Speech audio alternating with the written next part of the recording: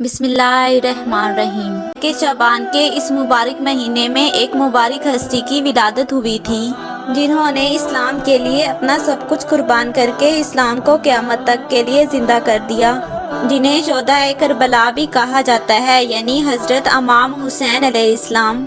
آج ہم آپ کو اسی مبارک ہستی حضرت امام حسین علیہ السلام کی ولادت کے بارے میں بتائیں گے۔ حضرت امام حسین رضی اللہ عنہ کی ولادت 3 شعبان 4 ہجری کو ہوئی۔ آپ رضی اللہ عنہ کی ولادت سے قبل حضور صلی اللہ علیہ وسلم کی چچی حضرت ام فضل بن حارث رضی اللہ عنہ نے آپ صلی اللہ علیہ وسلم کے بارے میں ایک عجیب و غریب خواب دیکھا۔ انہوں نے خواب میں دیکھا کہ حضور صلی اللہ علیہ وسلم کا جسم مبارک کٹ کر ان کی گود میں آ گیا۔ صبح ہوئی تو آپ رضی اللہ عنہ گھبرائی ہوئی حضور صلی اللہ علیہ وسلم کی خدمت میں حاضر ہوئی اور آپ صلی اللہ علیہ وسلم کی بارگاہ میں یہ خواب سنایا تو حضور صلی اللہ علیہ وسلم یہ خواب سن کر مسکرانے لگے اور فرمایا کہ اے چچی جان، گھبرانے کی کوئی ضرورت نہیں، جلد ہی میری پیاری لخت جگر حضرت فاطمہ رضی اللہ عنہا کے گھر ایک بچہ پیدا ہوگا جس کی پرورش آپ کے ذمہ ہوگی۔ حضور صلی اللہ علیہ وسلم کی یہ بات سن کر آپ رضی اللہ عنہا بہت خوش ہو گئی۔ کچھ عرصے بعد یہ مبارک وقت آ چکا تھا جس وقت حضرت امام حسین رضی اللہ عنہ کو اس دنیا میں جلوہ گر ہونا تھا۔ آخر کار وہ گھڑی آ پہنچی جب آپ رضی اللہ عنہ کی ولادت باسعادت ہونے والی تھی۔ حضور صلی اللہ علیہ وسلم نے نماز فجر ادا فرمائی تو آپ صلی اللہ علیہ وسلم حضرت علی رضی اللہ عنہ کی طرف متوجہ ہوئے۔ حضرت علی رضی اللہ عنہ نے حضور صلی اللہ علیہ وسلم کے اس انداز کو سمجھتے ہوئے فوراً اٹھ کر مسجد نبوی سے باہر تشریف لے آئے اور مسجد سے باہر کھڑے ہو کر حضور صلی اللہ علیہ وسلم کا انتظار کرنے لگے۔ جب حضور صلی اللہ علیہ وسلم مسجد سے باہر تشریف لائے تو حضرت علی رضی اللہ عنہ کو اپنے ساتھ لیا اور حضرت فاطمہ رضی اللہ عنہا کے گھر کی طرف روانہ ہو گئے۔ یہ وہ مبارک وقت تھا جب حضرت فاطمہ رضی اللہ عنہا کے گھر حضرت امام حسین رضی اللہ عنہ جلوہ گر ہو چکے تھے۔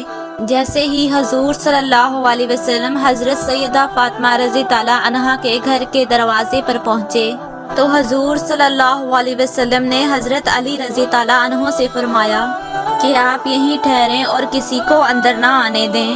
اس کے بعد حضور صلی اللہ علیہ وسلم کمرے میں داخل ہوئے۔ پھر آپ صلی اللہ علیہ وسلم نے اپنے نواسہ مبارک کو اٹھایا اور اپنی زبان مبارک سے گٹھی دی۔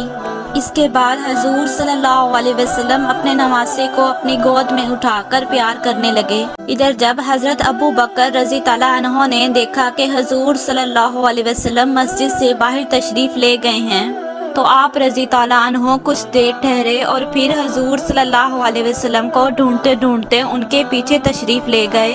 اس طرح جب حضرت ابو بکر صدیق رضی اللہ عنہ حضرت علی رضی اللہ عنہ کے دروازے پر پہنچے تو آپ رضی اللہ عنہ نے دیکھا کہ حضرت علی رضی اللہ عنہ دروازے کے باہر کھڑے ہیں۔ حضرت ابو بکر صدیق رضی اللہ عنہ نے حضرت علی رضی اللہ عنہ سے پوچھا، اے علی، حضور صلی اللہ علیہ وسلم کہاں ہیں؟ تو حضرت علی رضی اللہ عنہ نے فرمایا کہ آپ صلی اللہ علیہ وسلم حجرے میں تشریف لے گئے ہیں اور مجھے باہر سے آنے والوں کو روکنے کا حکم دیا ہے، اسی لیے میں دروازے کے باہر کھڑا ہوں۔ تو حضرت ابو بکر صدیق رضی اللہ عنہ نے فرمایا کہ کیا مجھے بھی اندر جانے کی اجازت نہیں؟ تو حضرت علی رضی اللہ عنہ نے فرمایا نہیں، حضور صلی اللہ علیہ وسلم کسی اہم کام میں مصروف ہیں۔ تو حضرت ابو بکر صدیق رضی اللہ عنہ نے حیرت سے پوچھا کہ آخر بات کیا ہے؟ تو حضرت علی رضی اللہ عنہ نے فرمایا کہ میرے گھر میں بیٹا پیدا ہوا ہے، فرشتے اس کی زیارت کے لیے آ رہے ہیں، اب تک 420 فرشتے آ چکے ہیں اور ابھی یہ سلسلہ رکا نہیں ہے۔ حضرت ابو بکر صدیق رضی اللہ عنہ حضرت علی رضی اللہ عنہ کی یہ بات سن کر بہت حیران ہوئے اور وہیں پر رک کر حضور صلی اللہ علیہ وسلم کا انتظار کرنے لگے۔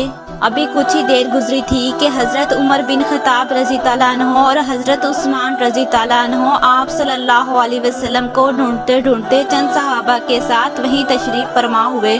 صحابہ کرام کی یہ عادت تھی کہ جب آپ صلی اللہ علیہ وسلم کچھ دیر کے لیے بھی نظر نہ آتے تو آپ صلی اللہ علیہ وسلم کو مدینہ اور مکہ کی گلیوں میں ڈھونڈنے لگ جاتے۔ جب تک حضور صلی اللہ علیہ وسلم کا دیدار نہ ہو جاتا تو انہیں سکون نہ ملتا۔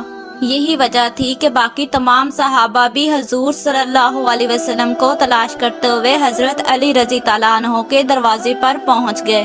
اس طرح حضرت علی رضی اللہ عنہ کے دروازے پر صحابہ کرام کا ایک بہت بڑا ہجوم جمع ہو گیا۔